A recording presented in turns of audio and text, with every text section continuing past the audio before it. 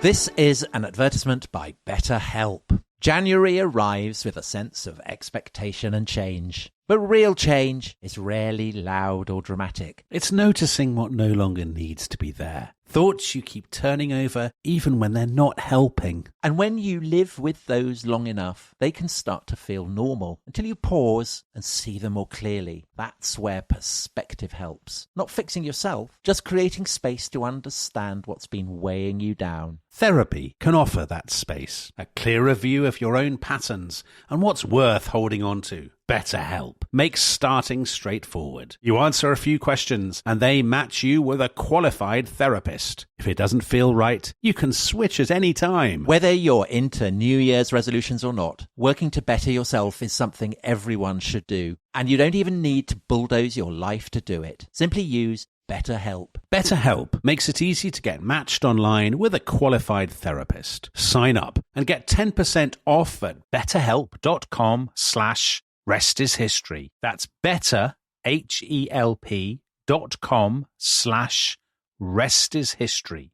This podcast is brought to you by Carvana. Car shopping shouldn't feel like preparing for a marathon of paperwork. That's why Carvana makes buying and financing your car easy. From start to finish, search thousands of vehicles with great prices. All online, all on your time. And when you're ready, your new car shows up right at your door. It doesn't get better than that. Buy your car the easy way. On Carvana. Delivery fees may apply.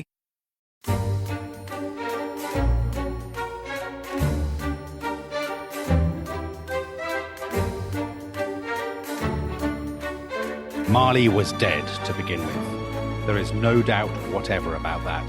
The register of his burial was signed by the clergyman, the clerk, the undertaker, and the chief mourner. Scrooge signed it. And Scrooge's name was good upon change for anything he chose to put his hand to. Old Marley was as dead as a doornail. Well, happy Christmas, everybody. That was Dominic, of course, reading the opening to A Christmas Carol. And Dominic, here we are just before Christmas. Professional quality. And what could be more festive than to actually be out and about in the streets of this great capital of ours? So I stand here and I see a sign that says, "Motorcyclists, please do not start your engines." We're standing in what to untutored eyes, Tom, would seem like a sort of just a deserted yard. But you're going to explain why you dragged me from all the way from the Cotswolds, your hobbit hole in the Cotswolds, all the way down into the very heart of London. And I have to say that you are looking absolutely full of festive fare. My face like thunder as I walked into the coffee shop before the recording started. As you were walking here, ragamuffins were knocking your top hat off with snowballs. They could tell the Scrooge-like expression on your face. Full of Christmas cheer. There's nothing I like more than being summoned down to London by Tom Holland with a pandemic raging. Exactly. Well, we're in a place called Newman Court, which is just off Cornhill. And Cornhill is one of the main roads in the City of London. It leads from the Bank of England up towards Leadenhall Market. But the reason that we're here is that, insofar as we can tell, Newman Court is the likeliest place for Scrooge's counting house. So, Scrooge, obviously, the central character in A Christmas Carol, the kind of definitive canonical Christmas text. Probably the most adapted Christmas. Definitely. Probably the most adapted story in English, maybe in the world. Apart from the Nativity itself. Yeah, apart from that, yes, another work of fiction. So published in December 1843 by Charles Dickens. The same year, apparently, as Christmas cards were first sent. Is that right? So, yeah, it's a great year for the Victorian Christmas. A very big year. Well, of course, Christmas has sort of been in the ether a little bit for the Victorians for a few years before A Christmas Carol comes out. You know, the amazing thing, actually, Tom, you know how old Dickens, obviously you do know how old he was when he... Remind me. 31. Yeah. 31, and he'd already written 6 books. Well, I think the thing about Dickens, so when he's writing this, as you say, he's a young man. I mean, when you read about how he came to write Christmas Carol, what impresses you, as almost every detail of Dickens always does, is the unbelievable sense of energy. Yeah. I mean, kind of terrifying, almost demonic level of energy. Because as it took him six weeks to write Christmas Carol. As he wrote it, he would kind of laugh and cry Yes. and gurn and prance around the room whenever there was any particular... But he's also doing these walks at night, isn't he? Where he's walking 15 to 20 miles So he walks around all day, London. and then he relaxes by going for 50-mile walks across the city. So These sort of extraordinary... But he does it partly because he needs money. So he's had some quite big name books, so Pickwick Papers, Oliver Twist, Nicholas Nickleby. But his most recent book, Martin Chuzzlewit, has been a bit of a failure. His wife, I think, is expecting another baby. Yeah. His publishers have basically told him Kind of nagging him. Yeah, they've told him they're going to pay him less unless he basically improves and ups his game. So obviously Christmas makes sense because he knows in this kind of domesticated Victorian world, middle-class world, there are lots of people who are interested in Christmas as a kind of family holiday and are interested in kind of reviving some of the traditions that have been lost. Because that's a lot of what a Christmas carol is. It's inventing and reviving Christmas traditions. And Christmas seems to be incredibly important to Dickens. So right from the beginning, he sketches by Boz, his very first work. There's a whole, one of the sketches is of Christmas. And The Mystery of Edwin Drood, which is his last unfinished novel, there's a kind of a murder that takes place actually on Christmas. So it's a theme that runs right the way through. And I guess that, people always, when they talk about Dickens's psychology, they always go back to the trauma that he suffered. The blacking, he gets sent to a blacking factory. His father goes to a debtor's prison. This sense in which, beyond the comforts of a middle class household, ignorance and want, who are the two children who the Ghost of Christmas Future shows to... the sort of coziness, Tom, I think, of Dickens and of Christmas depend upon the darkness. Absolutely. The fire is burning in the grates and stuff, but outside the wind is howling, the snow's coming down or whatever. You need both for the sort of Christmas story to really work. Yeah. And I think that A Christmas Carol just... why is it so successful? It kind of partly does echo the rhythms of the original Christmas story. So you have three visitors, rather like you have, the three kings. Scrooge goes to visit Tiny Tim, the little child, rather like the shepherds and the three kings go to visit the baby Jesus. So it kind of brilliantly riffs on that without making it too obvious. But I think it is also... It's a bit of a fairy tale quality too, though, Tom. Absolute fairy tale quality. But it is also rooted in an absolute sense of how brutal life can be for the poor. So, two episodes in Dickens's life just before he writes it that might have influenced him.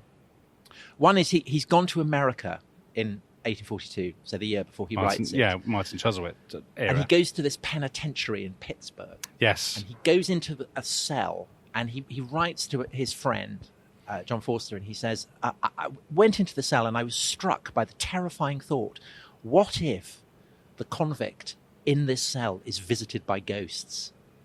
That's part of the punishment. Yeah. And that's obviously a kind of idea that's playing with him. And the other is that he goes to a ragged school that's been set up in Saffron Hill, which is, kind of by Holborn Viaduct. Very, swanky area now. But so that's basically a school for urchins, isn't it? Yeah, but it was an absolute slum in this time. It's where Fagins hangs out with all the pickpockets in Oliver Twist. But also, Tom, Scrooge. So Scrooge is such an interesting figure because there's a bit of Dickens in him. Dickens is very ambitious. Dickens is very concerned about money. Dickens is terrified of being lonely and abandoned. Obviously, he lost his father for a time as a boy. And some sort of Dickens biographers have said there's a bit of... The portrait of Scrooge is the two sides that Dickens sees in his own character.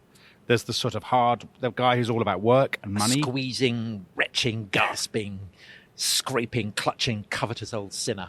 Yes, exactly. And then there's the sort of open-handed, go and get a turkey. I love Christmas. Yes. And those are the two sides of Dickens' own persona that he's sort of exploring here. Anyway, let's talk about the place. So Scrooge's counting house is pretty much the first location I think we encounter, isn't it, in the book, as far as I remember? My memory of Christmas Carol is slightly coloured by the Muppet Christmas Carol, which I'm sure we'll come to. Which is the one I'm most familiar with. To. How do we know where the address of the counting house where it opens, where Scrooge and his clerk Bob Cratchit are working on Christmas Eve? We're not given a precise address, but we're given various clues. So we are told that nearby there is the ancient tower of a church whose gruff old bell was always peeping slyly down at Scrooge out of a Gothic window in the wall. And this church, we're told, becomes invisible and struck the hours and quarters in the clouds with tremulous vibrations afterwards, as if its teeth were chattering in its frozen head up there. So the key detail there is it's a Gothic window. Okay. There are 2 or 3 churches in the City of London with Gothic windows. Most of them obviously got incinerated, of course, in the Great Fire. One of the churches is on Cornhill, St. Michael's Cornhill. Okay. And that's a key detail because you'll remember that Bob Cratchit, the clerk, he asks Scrooge, could he have, can he have Christmas Day off? And Scrooge is kind of very cross about that, but then says, yes, okay, you can.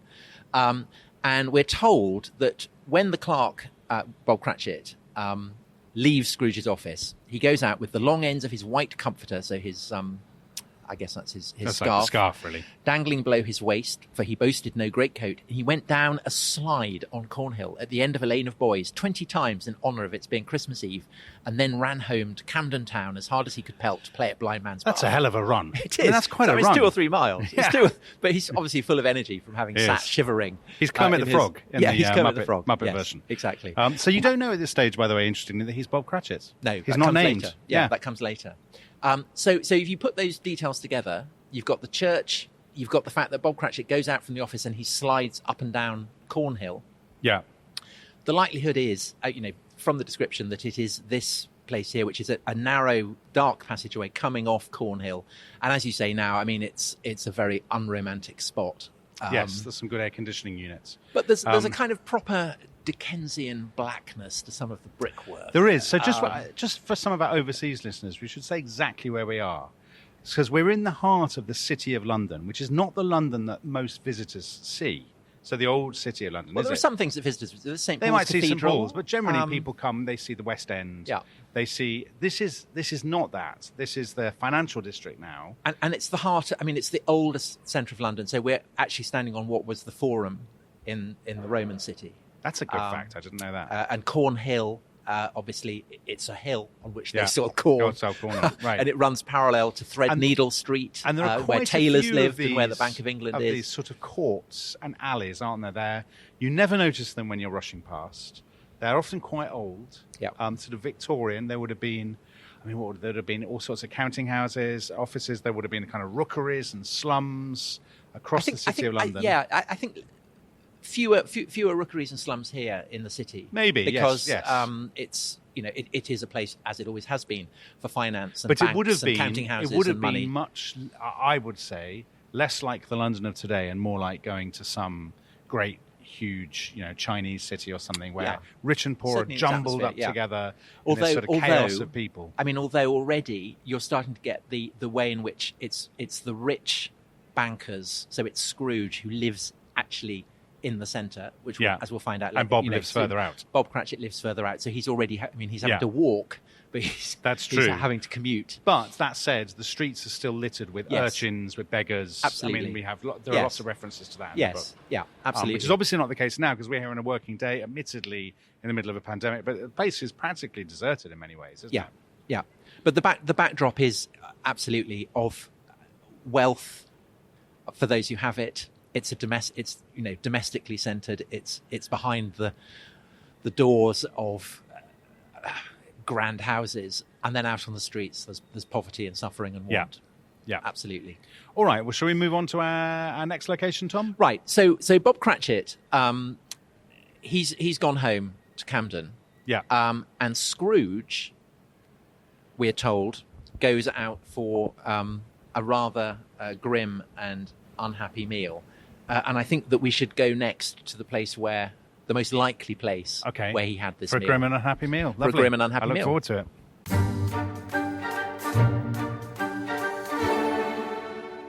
So, Dominic, we've come to Bengal Court, which is another of these kind of amazing Yeah. Side So a lovely alleys. kind of warren, isn't it? So Yeah, it's a absolute little warren of kind of alleys of and Cornhill. courts. So if Yeah. you're walking down Cornhill and you didn't go down this kind of warren of streets, you have no idea they were No. here. But the reason we've come here is we're following Scrooge, who has left his counting house. And in Christmas Carol, we're told that he took his melancholy dinner in his usual melancholy tavern, and having read all the newspapers and beguiled the rest of the evening with his banker's book, so he knows how to party, went home to bed. Very Sandbrook. That's not very Sandbrook at all. So there are a couple of candidates, aren't there? There are a couple of inns we've walked past. There was Simpsons. Yeah. There was an old Jamaica or something like Yeah. that, Jamaica. But this one, I think, is... The George and the Vulture. Yes. And they have a bust, don't they? Which we are standing beside. Yes. Of the great man. And actually, That's Dickens, not Scrooge, by the way. I feel like a ragamuffin pressing my nose to the Yeah. window and gazing, because it is a very, very Dickensian scene. There are kind of tables laid, Well, it's all laid for crackers, Christmas, glasses, for Christmas and lunch. this bust of Dickens gazing out over it. And apparently this is where every year, just before Christmas, members of the Dickens family congregate in a Even room. now? Even yes, now? in a room upstairs to toast Dickens himself. So, of course, there is a kind of mood of Dickensian jollity here. But Yeah. for Scrooge, this is all about gloom and misery. He's obviously having kind of a miserable meal, doesn't have any friends. It's Christmas Eve. Yes. And then he goes home. And again, we don't know, Dickens doesn't tell us where his home is. But again, presumably, it's off Cornhill, because It's all down the one action. of these courts, isn't it? And He lived in chambers which had once belonged to his deceased partner. There are a gloomy suite of rooms and a lowering pile of building up a yard where it had so little business to be, though one could scarcely help fancying it must have run there when it was a young house, playing at hide-and-seek with other houses and forgotten the way out again. exactly. So we know, because in due course he will order a turkey from Yes. Leadenhall Market, which is just round the corner. His counting house is here. His likely place of supper is here. So I think the likeliest candidate is a place called White Lion Court, which Okay. again is off Cornhill. Has an 18th century house, and the description you just read, it said it's an old house. Right. So we don't know, it's entirely fictional, but let's go there, because that is and look at the door on which perhaps Marley's face appears as Scrooge goes up to the door Excellent. on Christmas Eve. And can we talk while we're doing that, Tom? Do you think that's reasonable? I think we should talk about Scrooge. Okay, Because let's do what that. strikes me about Scrooge is that he's obviously a sort of repulsive and, grasping and greedy figure, but he's sad, isn't he? Even Yeah. from the beginning, he's sad having his dinner on his own. And Well, there's the awful when and we're slightly jumping the gun here, but when the ghost of Christmas past comes and shows him his memories, there's a very sad description of him at his school. Well, yeah, and of everyone's course. gone home, Of course. and he's alone at his desk Yeah. with no friends. the loneliness is a huge part of the story, I think. I think that's one reason why it appeals. Because there's a bit of Scrooge. There's a bit of Scrooge in all of us. That sort of deliberately cynical, miserable, because we feel lonely or left out or whatever. Do you not Yes, think? Dominic. Well, I mean, I'm thinking of you, actually, Tom. I'm thinking of you. I'm just trying to be nice to you. Well, as you say, Dominic, there's a little bit of Scrooge in all of Yeah. us. Anyway, so we're now we've much come back more out. Bob We've come back Cratchit. out from the Warren of Rose, and we're going past, but beneath St Michael's Cornhill with the Yeah. Gothic window. It is indeed So this a is very the high church, right? tower. Yep, It's Christopher Wren Church. Unusually for a Wren church, Yeah. it has these Gothic windows. So Yeah. it's not a Wren church that you would traditionally expect. Not a classic. And we're back on Cornhill, and we're walking. nice drilling we're in the walking, background. We're walking up Cornhill from the Bank of England towards what is the highest point in the whole city of London, but you'd barely know it. So it's one of the 3 hills of London: It's not really a hill, is it? I mean, it's barely an incline. Tower Hill, Ludgate Hill, on which St Paul stands, and this Cornhill With these Of course. colossal kind of financial Well, yes. towers now So- overshadowing it. So the language of money, I mean, it absolutely dominates, obviously, Christmas Carol. It's all about the Bank of England, exchange, bills of exchange, ledgers, all that kind of stuff. And as we walk up to towards Leadenhall, towering over us are the heirs of Well, they are. I mean, there's of Scrooge's counting house. There's the sort of, what's that? Is that the Lloyd's building? Yeah, the Lloyd's building. the Lloyd's further down, building but there's the further the along. cheese grater. We've got the gherkin behind that. If you ever watch those fantastic kind of recolorized, sort of newsreel and things, kind of early film visions of Edwardian London or early 20th century London, the demographic mix is very different from how it is today. It's a lot older. Yeah. It's a lot more socially variegated than, when we walk around these streets. Yeah, but there's only one kind of people here. Yeah, although, I mean, we're going to be doing an episode, aren't we, in the new year on 1922. We are. As the year in which modernity is born, and that's the year in which The Wasteland is published. And Eliot gives this kind of terrifying description of the people sweeping across the people crossing London Bridge, yeah. the dead. I had not thought death had undone so many. Yes. Anyway, so we have come to one of the many candidates for where Scrooge's house might have been. This looks perfect, Tom. Yeah. This genuinely looks absolutely perfect. So it's White Lion Court, and there's an old house. It looks rather handsome now. It's painted in a bright kind of purple. There are a couple of lions stuck outside. So very much cheerier than it might have been if this had been Scrooge's house. Have looked fantastically dreary. You could make it look fantastically dreary, couldn't you? Absolutely. So what is it? Probably Georgian house, judging by the sort of windows. Yeah, so it's 18th century house. But I guess you could imagine a door knocker on those doors, and it kind of warping and. So tell us about the door knocker, Tom. Do you have Scrooge comes up to it, knocks on it, sees Marley's face. Marley is his partner who's died, and he humbug goes upstairs and has a festive. This is the first hint, isn't there, of the supernatural. And our producer was saying to us as we were walking over that that's one of the elements that makes this such a great story. It's not just the lesson, it's not just the sentiment, but it's also that it's quite scary. And particularly, it's interesting because now it's often thought of as quite a children's story. So you can buy it as a puff-in children's classic, and obviously, thanks to the Muppets, it's become a kind of family, a sort of family and it's festive. kind of staged as pantomimes and things, isn't it? Yeah, but not at the time. It's not a children's story at all at the time, is it? I mean, Dickens is writing for adults. Absolutely. So famously, Scrooge retires for the night, and he hears a clanking and a dragging. Yeah. And into his room walks the ghost of Jacob Marley. And Jacob Marley is dragging behind him ledger books and chains and all the appurtenances of his long career as a banker. And perhaps the most chilling detail of all, he has a cloth wrapped around underneath his jaw and over his head. And at one point he removes it and his jaw drops off. That's right, like Robespierre. Like Robespierre. That's what happened to Robespierre. So obviously all the muscles and everything that are holding the jaw have frayed away while he's been in the grave. So that's very frightening. And Marley says, "I'm going to be sending you 3 ghosts." Basically, to pep you up, so Marley and teach you the meaning of Christmas. He's John the Baptist here, isn't he? He's not the messenger himself, but he's the sort of. Well, he is a messenger, isn't he? He's the angel announcing the ghosts that are going to come. But I mean, so Dickens's attitudes to ghosts. I mean, he does, I think, see them as.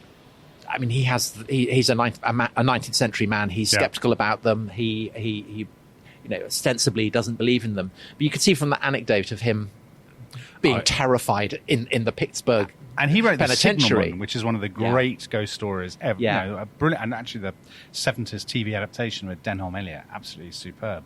But so Dickens is, like all Victorians, fascinated by death, by memory, by the spiritual. And I think that one of the things about living through the pandemic at the moment is it does take us back to the kind of world in which death was a constant presence in life.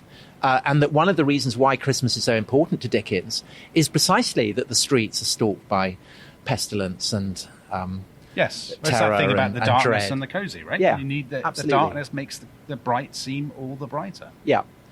So Marley retires, and Scrooge is left alone. Marley says, "You don't believe in me, do you?"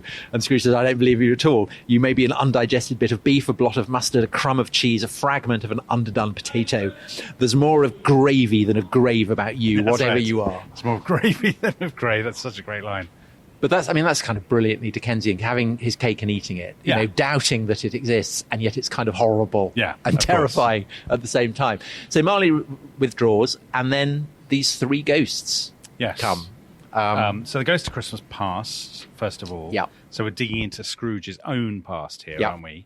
So it starts, I think, with that tremendous scene that you mentioned of Scrooge. He's basically at boarding school. Everybody else has gone home for the holidays. He is on his own. This sort of a solitary child neglected by his friends is left there still. And that, you see, that's the thing that when I said, I know you thought it was hilarious when I said there's a bit of Scrooge and all that. It's rather like Richard Nixon. But Richard Nixon is not unlike Scrooge, actually. But that sort of thing of being the one child who's left behind. I mean, there are very few listeners who won't empathise with that. Some, weren't the last to be picked up after the party or whatever. And that's very Dickens. Yeah. That taking somebody the back boy to sent to the blacking factory. Yeah, to their childhood roots. That's where it all went wrong. The mean-spiritedness of your nature is rooted in sadness and solitariness and all those things. Yeah. And then the Ghost of Christmas Past takes us through Scrooge's memories, and there is a description of an absolutely kind of classic Dickensian Christmas, knees up. Yeah, Mr. Old Fezziwig. Fezziwig, or Fozziwig, as he is in the Muppets version. He's Fozzie Bear. And it's a wonderful... there's a kind of wonderful illustration by John Leach, who did the early illustrations of Mr. Fezziwig dancing. He's got a Welsh wig, Mr. Fezziwig. I don't know what a Welsh wig is. Yes, and they strike up Sir Roger de Coverley, which was an English dance. Right. Named after a character in The Spectator. In The Spectator? Yeah. I think the early 18th century Spectator rather than the Boris Johnson edited Spectator. But I've always wondered, I felt that's a bit that's been missing from my Christmas. You'd like to do a bit more dancing? I'd like to do Sir Roger de Coverley. I have no idea what it is. So if anyone out I'm not going to do it with you now. So any of the listeners out there have any idea what Sir Roger de Coverley sounds like, let us know. I'd love to hear it. Yes. Maybe they can let us know on the Discord chat if they're members of the Rest is History Club. Yes. An ideal Christmas present, and it is not too late to go to restishistorypod.com. Yes, if you want to come in out of the darkness and the cold into our... That's brilliant promotional work, I thought. That was completely seamless. Very Scrooge-like. I brought my ledgers with me. So, so basically Scrooge has shown the process by which this young boy who he might have married, he might have had a family, but he decides not to because he chooses to marry his ledger books. That's right, because his sweetheart abandons him. Is she called Bella? Yeah. Yes. She says, you care about money more than me. And he says, humbug. Yeah, exactly. And he's absolutely right. So the Ghost of Christmas Past goes. Scrooge wakes up. He's a bit discombobulated. Yeah. But still not entirely convinced. And then the Ghost of Christmas Present arrives. And the Ghost of Christmas Present is absolutely fantastic because he appears... He's like a feast in human form, He does. Isn't he? And he's a kind of giant, colossal, bearded man, but he has a great throne which consists entirely of festive food. So turkeys, geese, game, poultry, brawn, great joints of meat, sucking pigs, long wreaths of sausages, mince pies, plum puddings, barrels of oysters, red-hot chestnuts, cherry-cheeked apples, juicy oranges, luscious pears, immense 12th cakes, and seething bowls of punch that made the chamber dim with their delicious steam. That's like my Christmas dinner. That's exactly how I imagine the Sandbrook household over Christmas. Yeah, absolutely. You...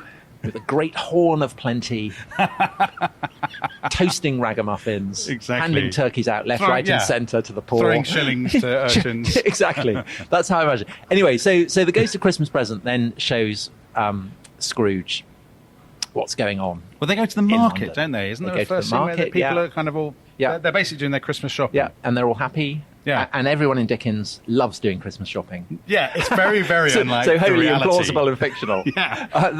They all absolutely adore it. The sort of stressed people with juggling wrapping paper, desperately fighting for the last pigs in blankets in Tesco. Yes. And then he is shown his nephew, who we should have mentioned earlier, had come Fred. in. Yes. So Fred has previously said, why don't you come and join us for Christmas? And Scrooge had said bar humbug. Yeah, he has said bar humbug. So Scrooge has shown them all kind of saying what a miserable old stick Scrooge is. Well, they play some sort of game, don't they, where they have to guess who he is. Yes. I'm a sort of animal. Yes, a kind of miserable old, yeah, terrifying creature, monster. And it's Scrooge, and Scrooge is gutted when he finds out that they're laughing at him behind his back. And then they are taken to Camden and to Bob Cratchit's house, where all the various Cratchit children are feasting on a goose, which is a very small goose, and there's a very small Christmas pudding. but because they have the spirit of Christmas, they're There happy. never was such a goose. Bob said he didn't believe there ever was such a goose cooked. Its tenderness and flavour, size and cheapness were the themes of universal admiration. And is there a particular child, Dominic, who perhaps you've made play with in a advert for beer on our podcast? See, the producer finds this absolutely hilarious because he wrote it, didn't he? He wrote it. He wrote it. Tiny Tom. I will perhaps save a glass of beer 52. I hope they pay us extra for this in episode advertising for Tiny Tom. Yeah. So Tiny Tim. So Tiny Tim. Now Tiny Tim is kind of Little Nell, isn't he? Really. Mm-hmm. So Little Nell was the character in the Old Curiosity Shop who had famously, I hesitate to spoil it for people, but she dies, and there had been universal kind of weeping and wailing. So all those listeners who are just 3/4 of the way through the Old Curiosity Shop. How many such listeners do you think there are? I'm sure there are lots. Absolutely ruined. And of course, people them. in America had famously kind of, been at the quayside waiting and for Oscar the next Wilde installment. Is famously yes, rude take about a heart of stone not to laugh. Yeah. But Tiny Tim is kind of Little Nell. He's a sentimental. Yeah. He's got little crutches. Martyr figure with his crutches, carried on Bob Cratchit's back. Bob is incredibly long-suffering and will, run with Tiny Tim, and Tiny Tim can do no wrong. Scrooge. He does. To Mr. Scrooge, who made it possible, and his wife, who's Miss Piggy, in the Muppet version, says, Scrooge, if he was here, I would give him box his ears or whatever. Yeah. But Bob is such a sort of a fine fellow. But he won't hear a word against Scrooge, even though Scrooge treats him like dirt. And Tiny Tim is obviously a chip off the old block because he has his famous toast, God bless us all, everyone. God bless us, everyone, yes. It's very moving, Tom. I think it's very moving. Yeah, I think, it is. Well, that's what I found about Dickens, is that when I was young and I read him, I was, youthful and cynical and contemptuous of his sentimentality. Whereas now, in middle age, I just sob. Yeah, I agree with you. I've become far more attuned to it. I think it's almost too tempting to sort of poke fun at Dickens and to poke fun. Well, so last Christmas, in the depths of the lockdown, I read quite a lot of Dickens, and I read Tale of Two Cities, which I hadn't read since school. Right. When I really hadn't enjoyed it. Oh, that's terribly moving at the end. It's so good, and I was literally in tears at the end. Yeah. I read the children's version of that to my son. And it was Did a bit he like wipe away a boyish tear? It was a bit like he was completely indifferent, but it was a bit like when I read The Lion, the Witch and the Wardrobe. There were bits where I kind of choked up. I was like, what's wrong with you? Why can't you carry on reading? No. Anyway, back to Scrooge. So he's very moved by this. Yeah. Very worried about Tiny Tim. Is Tiny Tim going to be all right? Yes. And then the Ghost of Christmas Present vanishes, and we get the appearance of the most terrifying ghost of all, who is the ghost of Christmas to come. So he's Christmas sort future. of a J.K. Rowling style Dementor, isn't he? Or a Nazgul. Or a Nazgul, yeah. Or, I suppose, he's the Grim Reaper, isn't he? He's a figure of utter dread. So he's black cloaked, you can't see his face, he never talks. He only never talks, only shows. But I think that we should we should talk about the third ghost. Yes. Not here. Oh. But in a graveyard, which is where the ghost ends up taking Not least because Scrooge. there's a lot of banging and drilling in the background, which the listeners may well have heard. So let's head to our next destination on our Christmas Carol pilgrimage.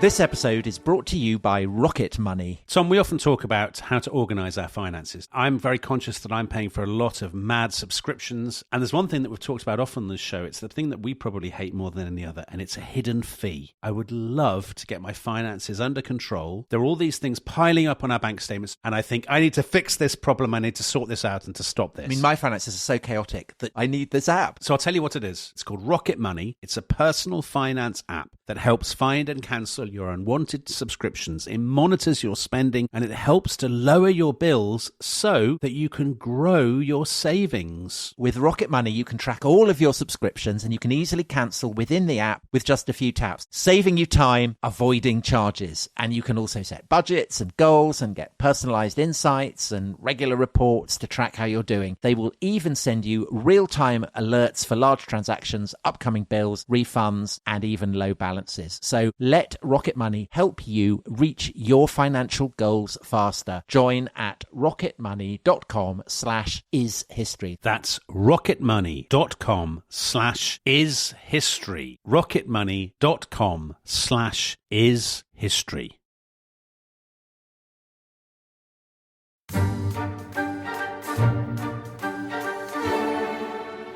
So, Tom, where are we now? Okay, we have come to St. Peter upon Cornhill, which, as the name suggested, we're still in Cornhill. And this church, actually, I mean, quite aside from Dickens, is a very interesting church. You could walk along Cornhill and barely notice it. Well, it's because it's in one of this warren of this maze of courts. And but if you come off Cornhill, you see the graveyard and you see the back of the church, and this reputedly is the oldest church in Britain. Amazingly, supposedly founded by that well-known historical figure King Lucius, right, in the 2nd century AD. Yeah, I don't remember him in the... He's mentioned by Bede as being a very early Christian who founded this church. Okay. So that probably... Did the Romans know of him? Unlikely. But it's mentioned by John Stowe, who's the great the great Tudor writer about London at the end of the 16th century, and he cites a tablet claiming that King Lucius had founded this church. It was obviously destroyed in the Great Fire, rebuilt by Wren. The weather vane has a key in the shape of St. Peter's key, letting people into heaven. But, that's all by the by. The reason why I've brought you here is that it is probably in this graveyard that the final climactic scene in Scrooge's experience with the three ghosts occurs. So we're the Ghost of Christmas Past. The Ghost of Christmas Future. Oh, sorry, yes, Ghost of Christmas Future. And the ghost shows what is likely to come, and he shows Scrooge a kind of rag and bone man in a squalid area of London, parceling up the goods of an obviously deceased man. Nobody cares for them, nobody wants them, they're just being dispelled. Then he takes Scrooge to the city, and various bankers and financial luminaries that Scrooge knows are walking a lot through the streets, talking about someone who's died in a tone of absolute kind of... But they only want to go. They only want to go to if there's going to be a free lunch, don't exactly. They? Yes. Nobody cares. And all the time Scrooge is saying, who is this person? I mean, he's either being... Yeah. What a mystery. What a mystery. He doesn't want to face up to the possibility of who it might be. But then they go to they go back to Camden, don't they? They go to Camden. Yeah. And they go to the Cratchit's house. Oh, it's a terrible scene. Is Tiny Tim still there? No, Tiny Tim is dead. Bob has just visited the grave, hasn't he? And he says it's very green and you'd like it. And they all talk about how they'll remember Tiny Tim and what a lovely fellow he was. And they'll behave in a more Christian way now. When they think the crutches are by the fire. Oh, it's very moving. It's very, very moving. Well, if you're 17, you laugh at this. Or if you're Oscar Wilde. But if you're a bit older. Yeah. And with a child of your own. You do find it moving. Yes, absolutely. And then... Well, then they reach an iron gate, and I shall read from the book. It says, he paused to look around before entering a churchyard. Here, then, the wretched man whose name he had now to learn lay underneath the ground. It was a worthy place, walled in by houses, as it is now, walled in by houses, overrun by grass and weeds, which it isn't, but overrun by grass and weeds, the growth of vegetation's death, not life, choked up with too much burying, fat with repleted appetite, a worthy place. The spirit leads Scrooge into this graveyard, and he points and Tom, towards a grave. Tell us what's written on the grave. Well, following the finger, he read upon the stone of the neglected grave his own name, and Dickens puts it in capital letters, Ebenezer Scrooge. Do you know where Ebenezer Scrooge, the name, came from? No. Apparently, Dickens had visited a grave in Edinburgh, I think, by a man called Ebenezer Scroggie. Oh, right. Who it turned out was a very jovial man, a great philanderer, man with an eye for the ladies, and a kind of laugh-a-minute party goer.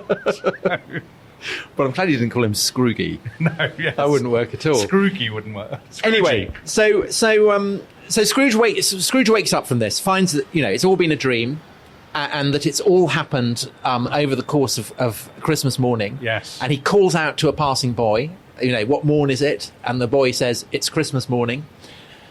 And Scrooge tells him to go and buy a turkey. And the boy rushes off to Leadenhall Market. which is just round the corner where we're going to head now. A delightful boy. An excellent boy. The first Christmas I spent in London, I came to Leadenhall Market and I bought a goose. A goose, not a turkey. No, I bought a goose because I thought it was more Dickensian. Well, it is more Dickensian. It's more like Bob Cratchit. I'm always a bit disappointed they have a turkey at the end rather than a goose. And I carried it the whole way back to our little Bob Cratchit type flat. And it was a brilliantly Dickensian experience. Now, so Dickensian Christmases, Tom, there's light and shade in them. Yeah. So and let's bring in a bit of the shade, because you have had an experience, haven't you, with a turkey? Yes. Which always, I'm sorry to say, always slightly amuses me. Did you not once buy a turkey and have it stolen out of the back of your car? Yes, I did. At Christmas? Was that on Christmas Eve? Yeah, it was on Christmas Eve, because I didn't have room. We had a very small fridge, and this was a kind of Scrooge-type turkey of an enormous size. And we didn't want it to. We wanted to keep it cold, so we kept it in the boot of the car, and some wanker. Are you allowed to say that in the Christmas podcast? I think so. Some wanker broke into the car and nicked it. So we just had all the trimmings. It was very nice. It was the best Christmas ever. Oh, yeah. That's a heartwarming God bless us, story. everyone. Tiny Tom. Yeah. Anyway, Tom, we're in a splendid location now. So tell us where we are. So we are now in Leadenhall Market, and there's been a market here from the 14th century. It's actually on the site of the Roman Basilica. And there's the only chunk of the Roman Basilica is to be found in the barber's shop that is over there. It's in the basement. And it's a legal requirement, I think, of the planning that if you want to go and see this chunk of the basilica... You have to have a haircut? No, they have to let you in. Oh, really? They have to let you in. So you go down and see it. But this particular incarnation was built in 1881, and it's very, very Victorian. I mean, so this isn't the one that Scrooge would have known, but it still gives a very Victorian, it's a bit more late vibe. Victorian, isn't it? There are wreaths everywhere. There's kind of Christmas trees. It's all very, very, very festive. Yeah, cheeses, vintage port. And so this is where Dickens buys this... Dickens. That's a significant slip. Yes. Scrooge buys this enormous turkey. Yeah. He takes it to Bob Cratchit. So it gets sent, doesn't it? It gets sent. Scrooge, everybody thinks that Scrooge pitches up at the Cratchit's house in Camden Town. But he doesn't. He goes to Fred's house. Yeah. He and does. Astonishes everybody by pitching up at Fred's. Yeah. So Michael Caine at the end of the Muppets, he goes to both. He does both. Yeah. But that's not right. Yeah. He should not go to visit Miss Piggy and Because Kermit. the twist is, the next morning, when Bob Cratchit comes in late, because he's had such a great time, what with all his punch and everything, Yeah. and Scrooge pretends to be the Yes. miserable old What a skinflint that joker. head always been. What a joker. And then he says, Bob Cratchit, I'm going to give you a raise. Yes. Yeah, exactly. And it's non-stop hilarity, and Scrooge then basically becomes a second father to Tiny That's Tim, right. who doesn't die, and they all, all Now, is here's an festive interesting and well. thing. The bit about Tiny Tim not dying was only added at a very late stage in the printing presses. So originally, they didn't say that explicitly, because it's quite a sentimental touch. Tiny Tim, who did not, in capitals, die. Yeah. Yeah. I mean, that's just a bit of fan service, Yeah. I think, as they would call it Yeah. now, isn't it? Yeah. And Scrooge, he became as good a friend, as good a master, and as good a man as the good old city knew, or any other good old city, town, or borough in the good old world. Yes, now let's talk a bit about the meaning of A Christmas Carol, because Tony, our producer, who is this sort of glowering shadow throughout our recording, Yes. taking off his flat cap and looking disapproving at various points. Yes, pointing out that it's made by a hat maker by appointment to the Duke of Edinburgh, while simultaneously grumbling about trade unions. Yes, so very split. Very much. In a kind of Dickensian way, isn't it? It's very much the modern Labour Party, some might say. Anyway, he has pointed out, quite rightly, that in some ways A Christmas Carol is a very conservative book, because basically the argument of A Christmas Carol is there are tremendous, the context are these tremendous inequalities, poor and rich living cheek by jowl, but sort of not meeting. But the answer to this is individual philanthropy. Is Scrooge buy everyone a turkey, and there were people who literally did that. So I think there was someone in a factory owner in Boston who read it and he gave everyone the day off and bought them all turkeys. That's right. Yes. And I think there was a comment in the Times or something to the effect of, ever since it's been published, people are just rushing around buying turkeys for people. So that is essentially Dickens's solution to want and poverty. Individual self-improvement and philanthropy and so on, which now people would perceive as, in some ways, quite a Thatcherite message, I would say. Well, so Lenin, a few years after the Russian Revolution, went to a staging of one of Dickens's Christmas stories and was so appalled by its bourgeois morality that he walked out midway through. Lenin walked out of a production of Dickens? Yeah. That's a play in itself, isn't it? Yeah, it's brilliant, isn't it? Yeah, kind of Orlando Nucci doing something with that. Yes. But I suppose that's part of the fascination with Dickens. That Dickens is simultaneously appalled by the kind of costs of, Victorian progress and so on. And yet he's a moralist, isn't he? As many moralists are, he tends to be quite conservative because he brings everything back to the virtue or vice of the individual rather than of society at large. He feels horror at the institutionalization of the kind of inequalities in Victorian Britain. So Scrooge is notorious, are there not workhouses? Yes. Are there not prisons? Yeah. Why don't people die to lower the surplus population? Well, so anti-Malthus, isn't it? Anti-Malthus, political economists. Again, it's the ledger book. It's the idea of reducing people to statistics, to figures in an accountancy book. That fills him with horror. And the counterpoint to that is kind of personal joy, I guess, and personal benignity. The buying of turkeys for people. Well, that's arguably why one reason why Christmas Carol is so successful and so popular. I mean, it was written for a very middle-class audience, for a literate middle-class audience, and that's probably the audience that it still reaches, because it's not a politically radical book in a troubling way. It's a book that says, give a little bit more to charity at Christmas. And I think that's why shall we say, affluent, respectable, well-off people love it. Because it doesn't make Scrooge feel bad about being rich. But I think it's also, as we said at the beginning, although it does have this kind of quite strong political seedbed, it also has a kind of, it has the quality of fairy tale, of folk tale, almost of myth or of legend.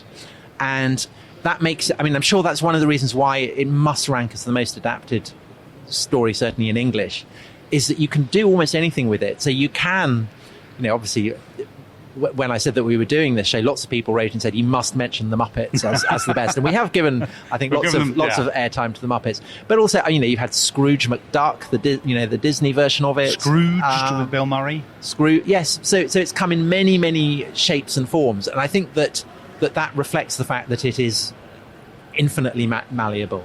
And infinitely parodiable, infinitely adaptable. And as we said in our Christmas podcast that we did at this time last year, Christmas is in many ways Dickens's and the Victorians' creation, isn't it? Yeah. The turkey, the goose, the trimmings, the carols, the cards, the tree. These things date from Dickens's lifetime. So we're still kind of, we are almost self-consciously reenacting a Victorian Christmas every time we celebrate Christmas. And I think, Dominic, that is the perfect note on which to end. So you look like you're gearing up for a reading, Tom, are you? No, I'm going to say Happy Christmas to everyone. Festive best wishes. And God bless us. God bless us. Everyone. Everyone. From me and from Tiny Tom, Happy Christmas. Happy Christmas.